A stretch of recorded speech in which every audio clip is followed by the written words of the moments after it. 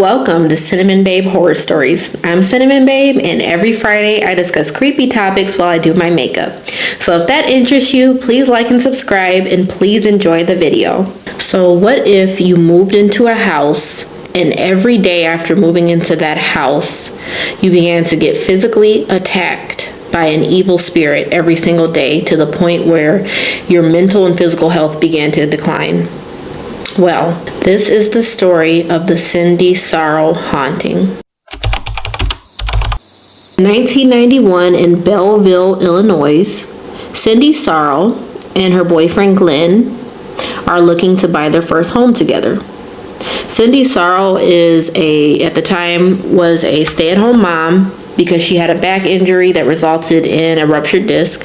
So her boyfriend Glenn didn't really want her to work, so she pretty much stayed home and didn't work, and so they were looking to buy their first home together. So Glenn and Cindy were looking to buy a house in Casey, Illinois, because both their mothers lived there, and Cindy's mother had lupus, and so Cindy just wanted to be closer to her mother. But Cindy began to experience reoccurring nightmares of her being chased down a distinct staircase.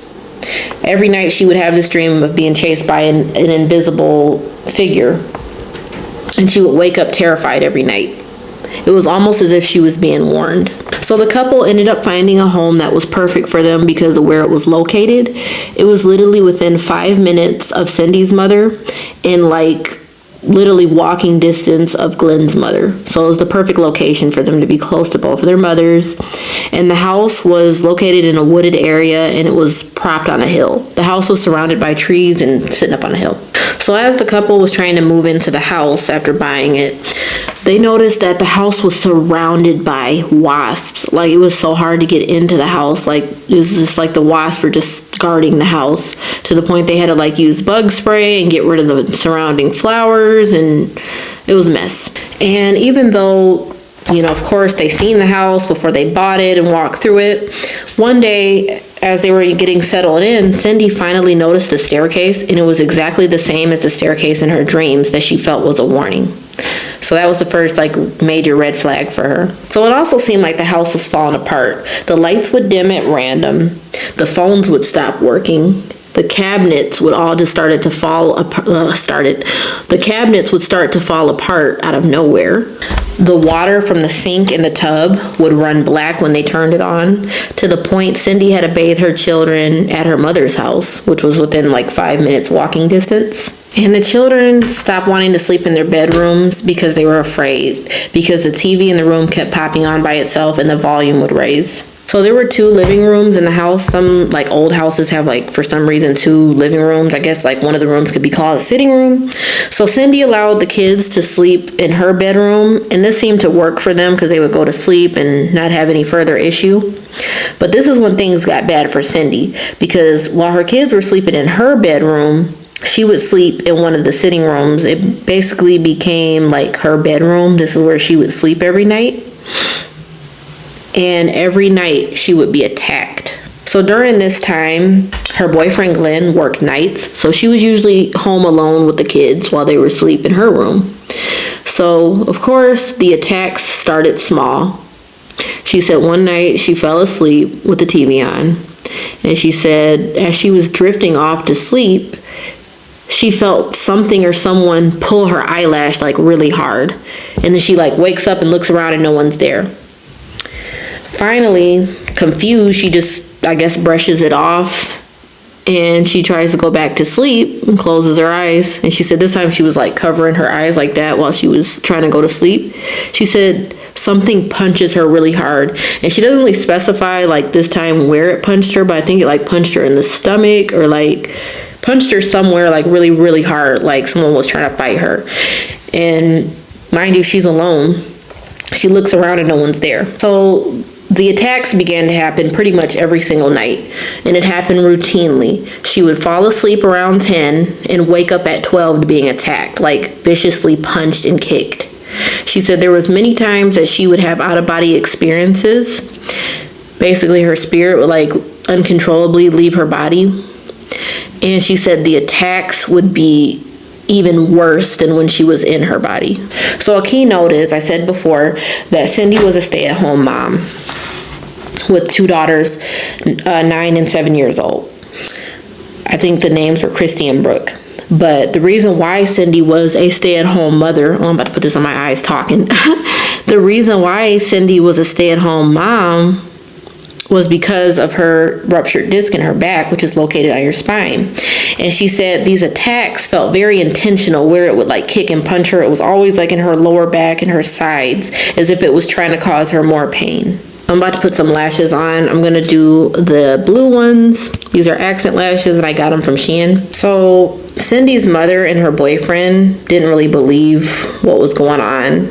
It's not that they like thought she was crazy or anything. They just didn't believe that things like that were possible. So the electricity continued to act very strange. It would spark when they would try to turn the lights on.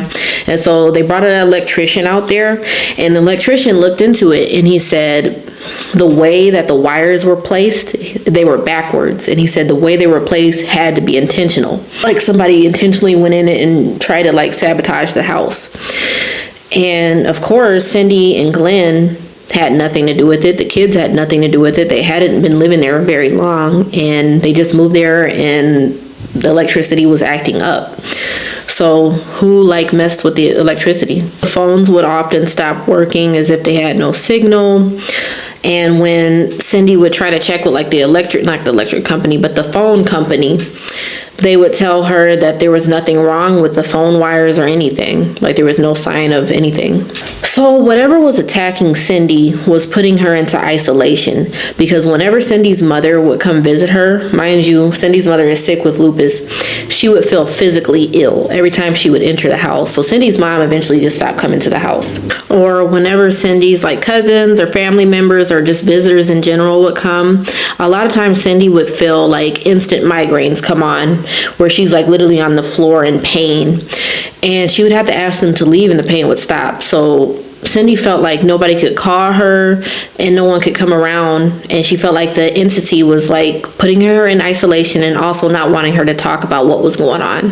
So even family members that knew nothing about the haunting and like the negative energy, when they would come to the house, they would want to leave instantly. Like her young nephew would come to visit, and when he came, he was like, I don't want to be in this house. Or her niece, same thing. Like they would feel like that instant negative evil energy just looming over them in the house.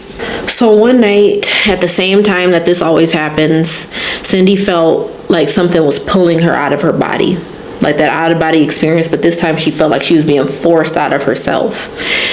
And she said that night she experienced the worst beating of her life. Like I said, the pain was like amplified when she was out of her body, but she said this time it was like something was trying to like end her life. And she said the whole time she was praying to God, like, please help me, God, please help me.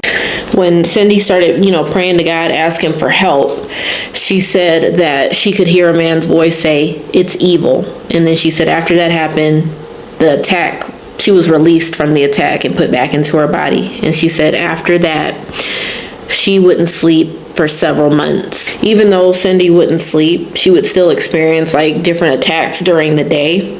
She said that there was times that she was even pushed down to the ground, and she would look up and nothing was there, or she'd be poked. And she said sometimes visitors would be poked, but it wouldn't leave like a mark, but it felt like somebody like poked them with a needle or a knife or something. But one day while Cindy's kids were at school, it was just her and Glenn in the house.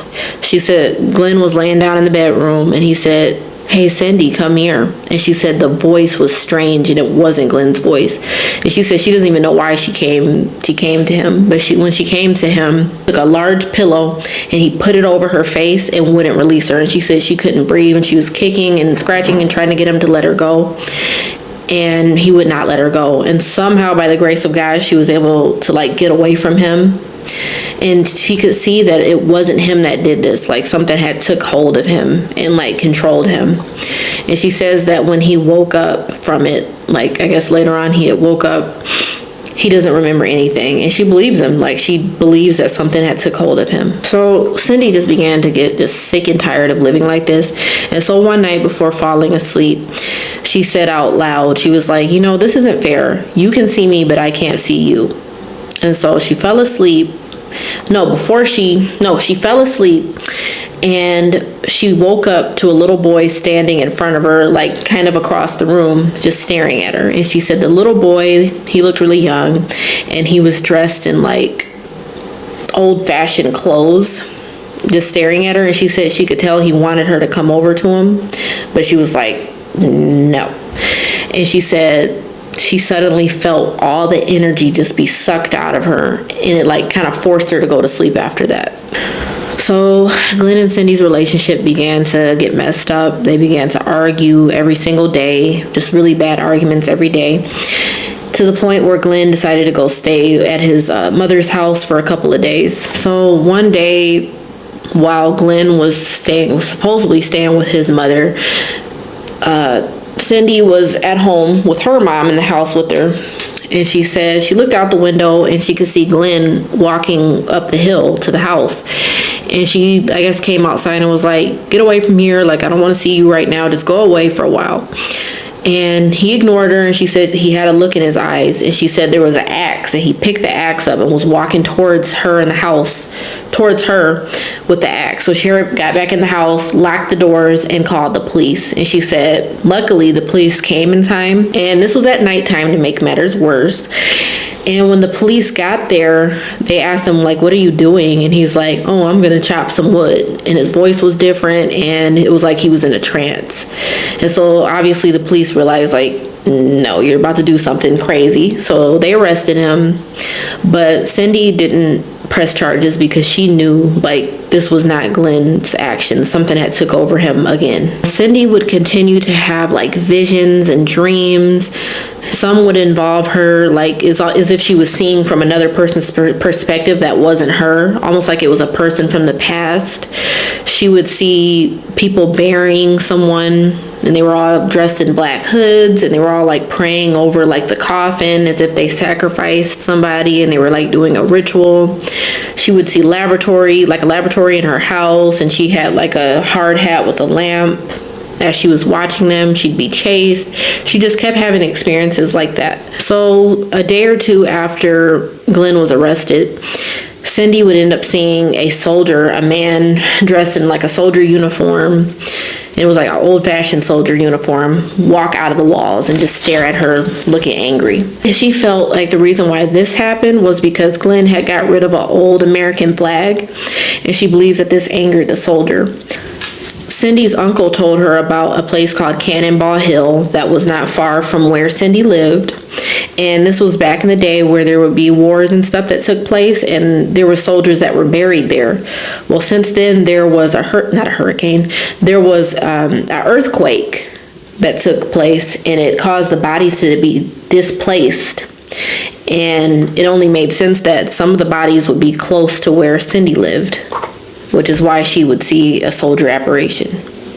So one night it got even scarier for Cindy. She said she went to the bathroom, and I don't think she turned the light on, but she could see enough into the bathroom. She said when she looked in the mirror, she saw an old lady staring back at her. And when she went to like turn on the light switch, it's like one of those chains. She said she went to turn it on. She said she felt hands pulling it with her. She ran out of that bathroom so fast. Well, the beatings continued like every night pretty much. And she said there were some nights that she would even feel her bones cracking and she could hear them. Eventually moved back in, and Cindy got a part-time job at a hotel.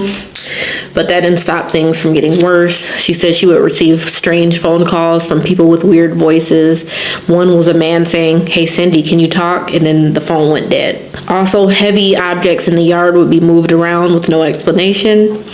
She said that she saw deep footprints around the house, and the footprints almost looked like dinosaur footprints because they were so big. Even Cindy's dog was affected by this. He would bark for no reason, and one day when he was outside, I guess it was daylight, she said she looked into her dog's eyes, and even the whites of his eyes were green, like they were a bright glowing green coming out of his eyes. There was one time that Cindy was thinking about jumping out of a window to escape being chased from one of the entities attacking her, because like I said, the beatings would be so vicious. She was like, oh my gosh, I can't even like run to the door. Maybe if I jump out of the window I'll be safe. And when that happened, her daughter came to her out of nowhere with this distorted look on her face, looked super angry, and was like, I saw what you did and I hate you. And it just made her scared of her own kid at that time, like, because she didn't know what the heck was going on. So at this point, Cindy told her grandmother what was going on, and her grandmother was very religious and spiritual, and her grandmother said, your house is infested with demons and you need to take your kids and get out. So Cindy told her boyfriend Glenn, like, hey, I got to get out of this house. Something is trying to, like, in my life. It's driving me crazy. I'm afraid all the time. He didn't like the idea of her leaving because, you know, that's splitting them up, but whatever. She ended up moving into her mother's one-bedroom apartment with their kids, which was really difficult for her, but it was better than being in that house. Then Cindy tried to reach out to multiple churches, Catholic churches, pretty much whatever church that she could reach out to. And they all turned her down and just basically made it light of the situation. And shame on them, because that should be like one of the church's like number one priority, is to help people with spiritual warfare and pray for them and do whatever they can to help people. And so shame on all those churches and all those like church leaders and pastors and fathers and whatever. Shame on them, because that's horrible. And Cindy would drive her mother crazy because she would literally keep a Bible with her, and she would chant Psalms 91 like literally throughout the day. Whoever dwells in the shelter of the Most High will rest in the shadow of the Almighty. She would read that all day. Finally, after weeks and months, a priest ended up reaching out to her, and he said, hey, you know, I believe you, but you will have to be analyzed like mentally to see, you know, if you have any mental illness or anything first before I come to the home. So she went and saw a doctor to see, you know, to do the test, and she passed. And he said that she was sane 100%. So the priest came to the house and prayed and blah, blah, blah. And he was basically unsuccessful, because when Cindy came back to the house, nothing had changed. And when she would call him, he wasn't very nice to her. I think he even said, stop leaving your body, like as if she could control that. So yeah, shame on him as well. Cindy ended up talking to a psychic as well, and the psychic would tell her that, like, you remember that little boy you saw? That wasn't a little boy. Like, that spirit that's been attacking you, that was the spirit shape-shifting. So Cindy's health began to decline as well as her mental health. She began to fall into a deep depression, and so she put the house for sale. It was really hard for her to sell the house because of the news breaking out about her house being haunted. Instead of it like attracting potential buyers, it attracted ghost enthusiasts and ghost hunters, like college students that were studying it, stuff like that, which just doesn't help the situation, because how the heck are you supposed to sell the house?